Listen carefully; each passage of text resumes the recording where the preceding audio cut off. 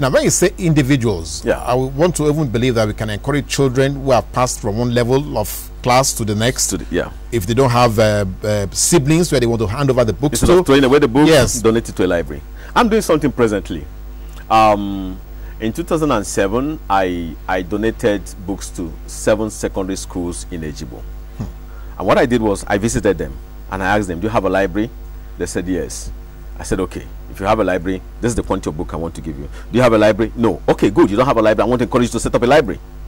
So I'll give you some books. So I'll give you some books. All you need to do is show me a space. I'm still doing it till date. Once you show me a space you want to set up a library, I'll give you books. You are not asking them to pay for the books. No. It's free. Where do you get the books from? I buy. You use your own funds. I use my finance. The money I make from my research, I use it to buy books and I donate it. Okay, now wait.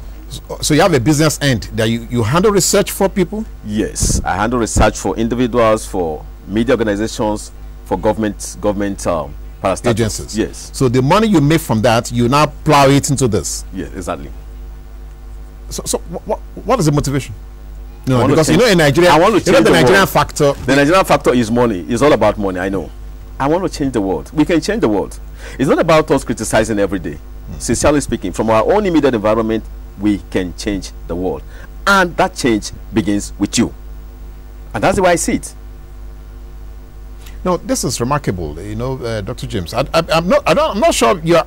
How many is your wife in support of this? Or your friends? Or your siblings? My wife totally in support. My friends, most of them think I'm crazy.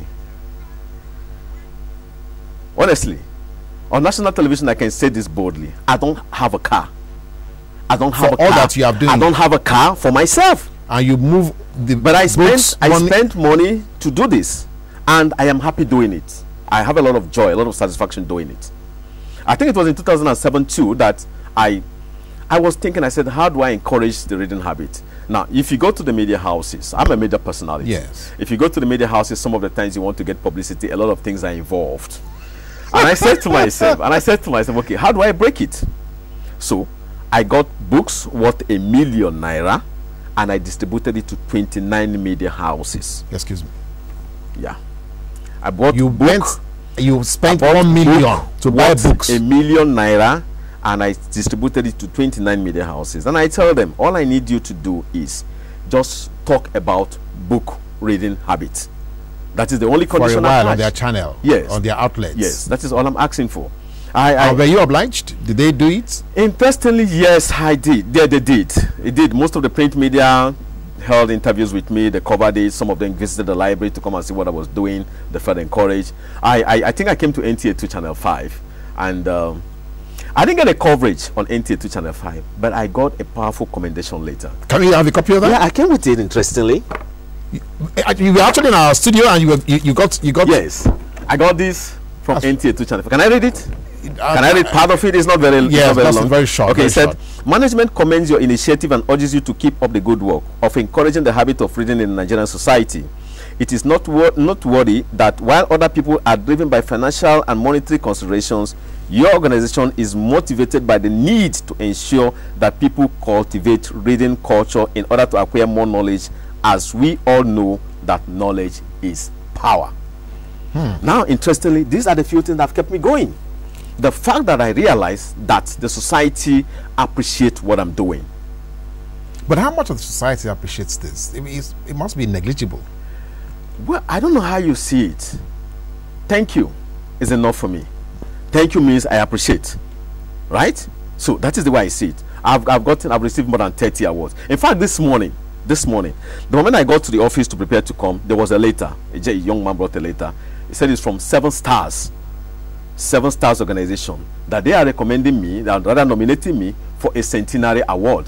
I was like, wow, wow. So finally, things are turning around. We thank God for that. Like the gospel song, the singers will say it. Okay. Now, but I would like to just tease you a bit. Okay. Do you think having knowledge of our historical past, yeah, will engender, better conviviality, or will it be a threat to our unity? I mean, if people get to know how we started, wouldn't they begin to question why we're still staying together? I'm an Igbo man. And Igbo land will have a proverb that says that if a child doesn't know where the rain starts beating him and it beats him a second time, the child will probably die. History is important. We have to know our source. We have to know where we started from. Honestly speaking, that will make a whole lot of difference. Do you know, a couple of years back, okay, I remember the issue of 1994, after the 1993 June 12 election, that there were this talk about Nigeria is going to divide, there's going to be war. Yes. If you tell any Igbo man then he will tell you there cannot be war. And you know the reason? Because most of them still remember the incident, the Civil War incident. And if you witness it, either you were alive then or you've seen the photographs or the video, you will never want to have war again. So that's why I keep saying that we have to know where we're coming from. It will make a whole lot of changes in the society we belong in.